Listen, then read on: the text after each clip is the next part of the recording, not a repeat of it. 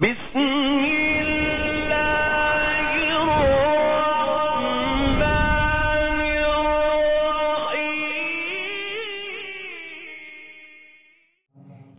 हज़रत मौलाना क़ारी अब्दुर्रहीम मुआविया साहब दामत बरकातुहू कि जिन्होंने माशाअल्लाह बहुत आसन अंदाज़ में सहाबा किराम रिज़वानुल्लाहि ताला अलैहिम अजमईन के दौर खिलाफत की मिसालें दे करके समझाया कि हमारी इस्लामी रियासत इस्लामी जमहूरिया पाकिस्तान को कैसी रियासत बनना चाहिए और हमें इस रियासत के अंदर किस निज़ाम की ज़रूरत है। एक शेर याद आ गया कि यतीम हो गया है अदल का जहान। हज़रत उमर फ़ारूक की बात सुनी ना कि यतीम हो गया है अदल का जहान, ज़माना फिर से उमर बिन ख़त्ताब चाहता है। अल्लाह करे कि हमारे इस मुल्क में भी सैयदना फ़ारूक आज़म रज़ियल्लाहु ताला अन्हु जैसे अल्लाह पाक हमें हुक्मरान अता फ़रमाए। लेकिन अज़ीज़ दोस्तों, अगर हमारा मुतालबा सैयदना उमर फ़ारूक रज़ियल्लाहु ताला अन्हु जैसे हुक्मरान हैं तो फिर हमारा अमल भी सहाबा इकराम जैसा होना चाहिए।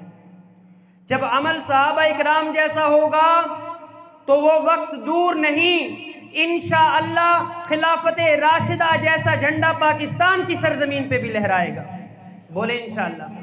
जब हमारा अमल सहाबा वाला अमल होगा तो तारीख ने हज़रत उमर फ़ारूक को देखा, मुस्तकबिल भी हज़रत उमर फ़ारूक को देखेगा।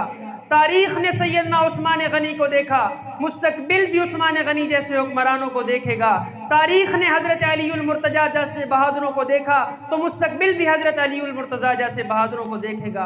तारीख ने सैयदना मुआविया को देखा, मुस्तकबिल भी सैयदना मुआविया जैसे हुक्मरानों को देखेगा। लेकिन अमल से ज़िंदगी बनती है, अमल से ज़िंदगी बनती है, जन्नत भी जहन्नम भी। ये खाकी अपनी फितरत में न नूरी है न नारी है।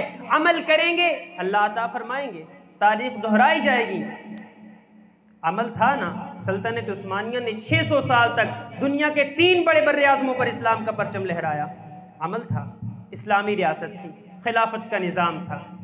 हमारे अंदर भी जब अमल आएगा अल्लाह तबारक व तआला हमारे इस ममलिकत को भी रंग लाएंगे। ममलिकत खुदादाद पाकिस्तान का परचम भी इस दुनिया भर में लहराया जाएगा। बोले इंशाअल्लाह।